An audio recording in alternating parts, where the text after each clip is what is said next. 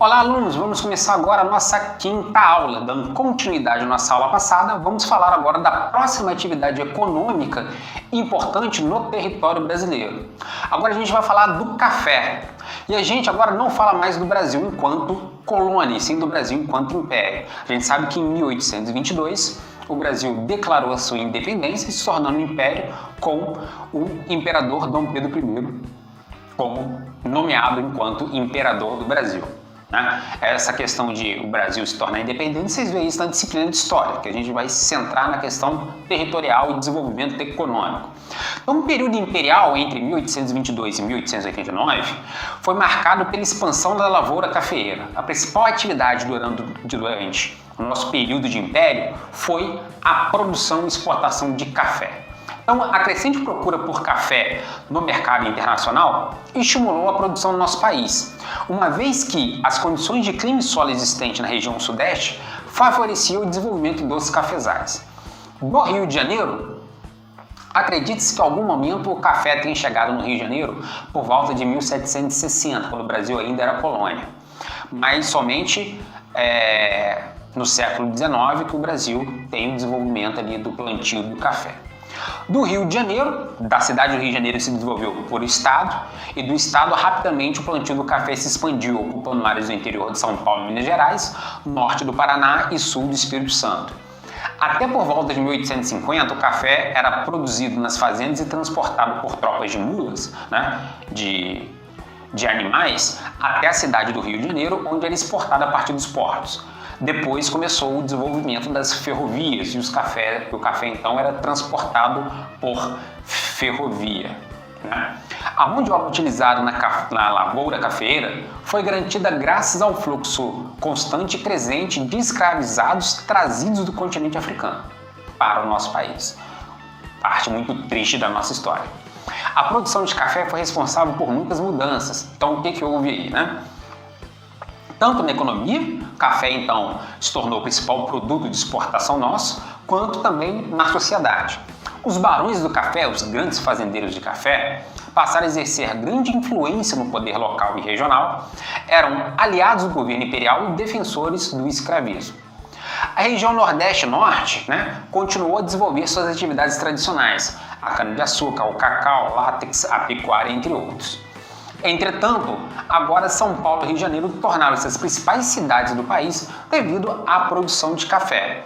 E as ferrovias construídas para a exportação do café se concentraram no estado de São Paulo. Aqui no mapa a gente pode ver agora, É o mapa que mostra de verde as atividades pecuárias, o marrom aqui é algodão, cana-de-açúcar marcado de laranja, as drogas do sertão aqui de rosa e o café agora marcado aqui de roxo. E essas linhas marcadas aqui no interior são as ferrovias construídas, A gente pode perceber nesse mapa. Aqui mostra um desenho de uma fazenda de café, Essa aula aqui para os alunos do Neftalina mora numa região que foi grande produtora de café, então existem várias dessas fazendas ali próximo a Rio das Flores, como a Fazenda União, a Fazenda Paraíso, entre outras. Então aqui mostra um desenho esquemático, mostrando aí uma grande fazenda de café. Do café para a indústria.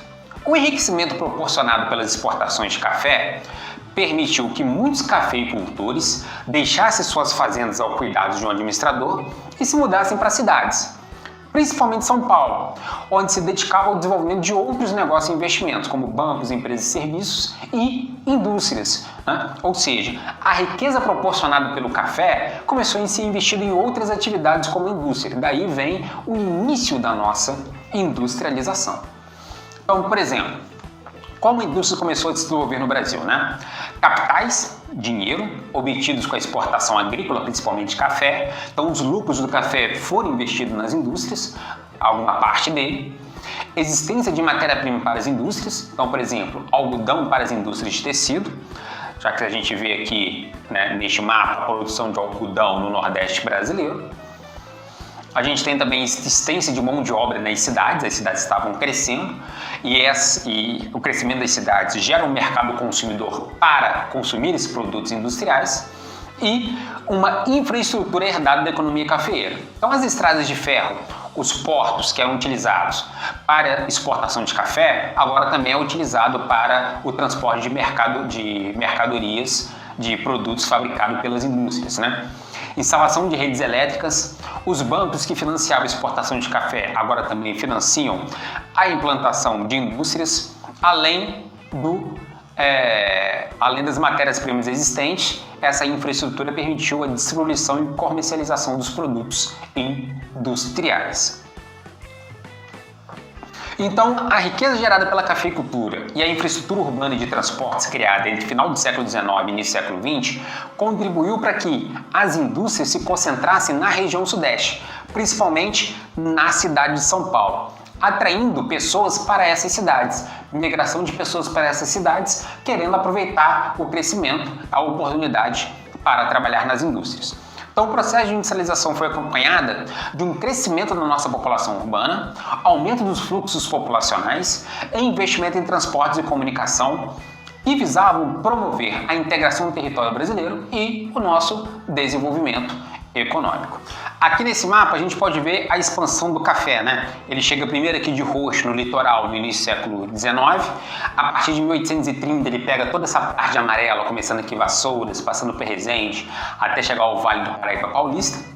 A partir de 1850 ele começa a ser plantado na região de Campinas e Sorocaba, marcada aqui de vermelho. E a partir de 1880 ele começa a ser plantado aqui na região que está marcado de verde, né? No estado de São Paulo.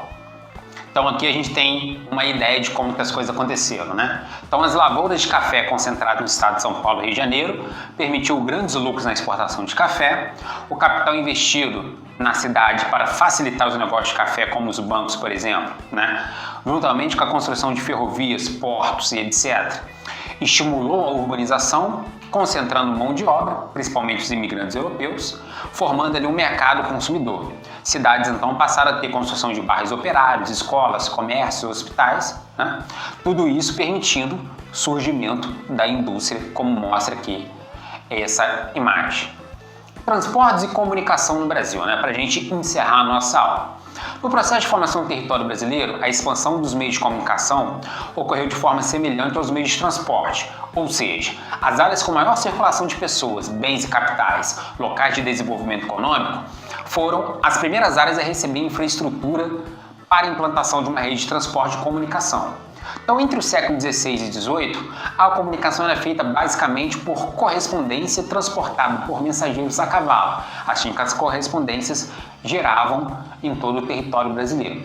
No século XIX até meados do século XX, tem o telégrafo como principal equipamento utilizado na comunicação, sendo substituído depois do século XX pelo telefone, rádio e televisão.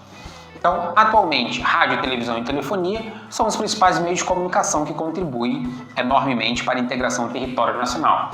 Agora, com o desenvolvimento da internet, que permite você assistir essa aula agora, né? Então, permitiu então um fluxo de comunicação por todo o território brasileiro, né? Permitindo a circulação de informações, né? Para a realização das atividades do dia a dia de diferentes setores da economia. Esse mapa está um pouco confuso, né?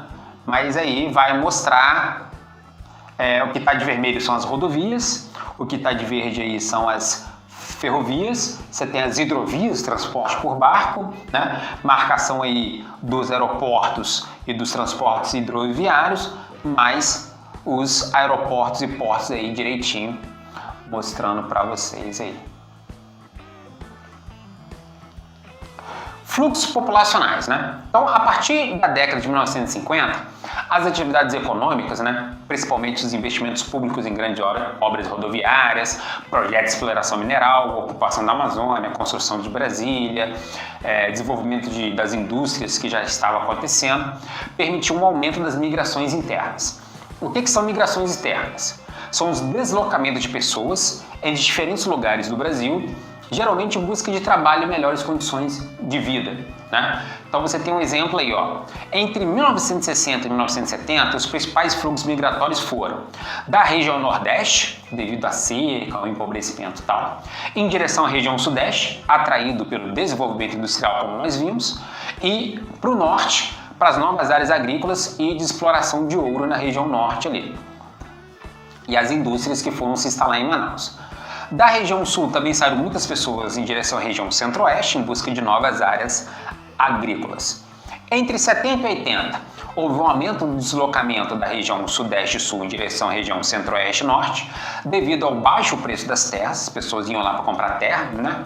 Contribuindo para a expansão do povoamento, desenvolvimento do cultivo de soja e criação de gado bovino.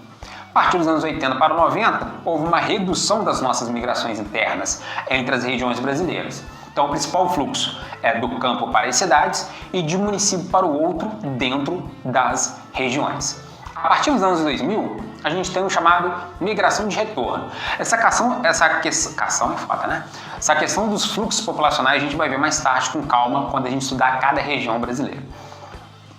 Mas muitas pessoas agora fazem a chamada migração de retorno.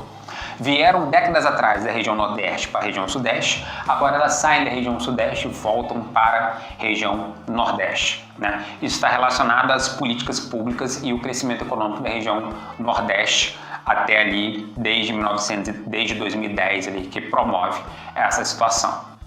Então, esse mapa mostra os fluxos populacionais. Eu tenho aqui de laranja, saindo da região nordeste, vindo em direção à região sudeste, principalmente São Paulo, e em vermelho, saindo da região sudeste, que é a migração de retorno, né?